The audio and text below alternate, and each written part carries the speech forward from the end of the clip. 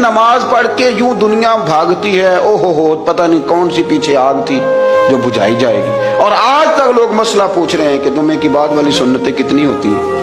میں نے کہا کتنے سال ہو گئے جمعہ پڑھتے ہیں، کتنے سال ہو گئے، ابھی تک سنتوں کا نہیں پتا، ابھی تک نہیں علم کے پہلے کتنی رکھتے ہیں اور بعد میں کتنی رکھتے ہیں۔ فجر کی سنتیں کب پڑھنی چاہیے، سنو فجر کی سنتوں کے بارے میں۔ میرے رسول کریم سید عالم صلی اللہ تعالی علیہ وسلم سے ایک صحابی نے پوچھا تھا، حضور میری فجر کی سنتیں رہ گئیں یا رہ جاتی ہیں تو حکم کیا ہے، کیا انداز ہے حضور کا۔